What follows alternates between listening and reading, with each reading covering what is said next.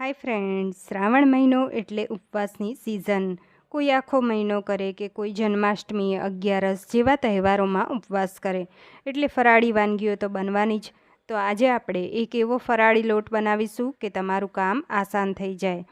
અને આ એક જ લોટનો ઉપયોગ કરી ફરાળી ભાખરી, પરોઠા, ભજીયા, રોટલી, પૂરી, ઢોકળા, હાંડવો, સમોસા, ભરેલા મરચાં વગેરે તમે બનાવી શકો છો. અને બહુ ઝડપથી બની જાય છે. તો ગેસ ઓન કરી પેનની અંદર 1 વાટકી મોરૈયો લીધો છે, ચાળી સાફ કરીને લીધો છે.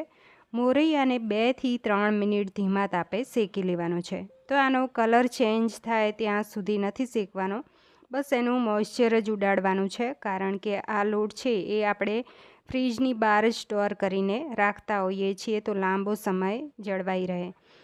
તો મોરૈયો 2 થી 3 મિનિટમાં શેકાઈ ગયો એટલે કાઢી લીધો. હવે અડધી વાટકી જેટલા સાબુદાણા ધીમા તાપે 2 થી 3 મિનિટ શેકી અને એને અલગ કાઢી લેવાના છે. તો સાબુદાણામાંથી પણ મોઇશ્ચર ઉડી જાય ત્યાં સુધી જ આપણે શેકવાના છે. એનો પણ કલર ચેન્જ નથી થવા દેવાનો. તો શેકાઈ ગયા એટલે એને અલગ લઈ લીધા. બંને ઠંડા થાય પછી સાબુદાણાને પહેલાં આપણે મિક્સર જારમાં લેવાના છે. ઢાંકણ બંધ કરી અને ગ્રાઇન્ડ કરી લઈએ. તો સાબુદાણા એકદમ સરસ પીસવા. તો અહીંયા સાબુદાણા પીસાઈ ગયા છે. જો હવે તેની અંદર જ 1 વાટકી મોરૈયો જે આપણે શેકીને રાખ્યો છે એ લઈ લેવાના છે અને ઢાંકી એને ગ્રાઇન્ડ કરી લેવું. તો અહીંયા સરસ ગ્રાઇન્ડ થઈ ગયું છે. જો તમને બતાવું તો આ બંને ગ્રાઇન્ડ થઈ ગયા પછી એને ચાળી લેવું. તો અહીંયા સ્ટેનરથી અથવા તમે તમારી પાસે જે ચાળણી હોય એનાથી ચાળી લેવું. હવે જે આ બંને લોટ આપણે તૈયાર કર્યો એમાંથી જ તમે ઘણી આઈટમો બનાવી શકો છો. તો આ બંનેના ઉપયોગથી પણ આઈટમો ઘણી બનતી હોય છે. તો અહીંયા સરસ ચડાઈ ગયો છે.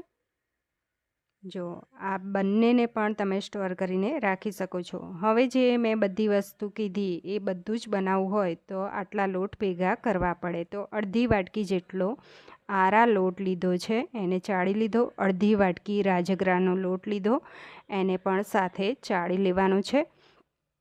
હવે અડધી વાટકી જેટલો અહીંયા સિંગોડાનો લોટ લીધો છે એને ચાળી લેવાનો છે.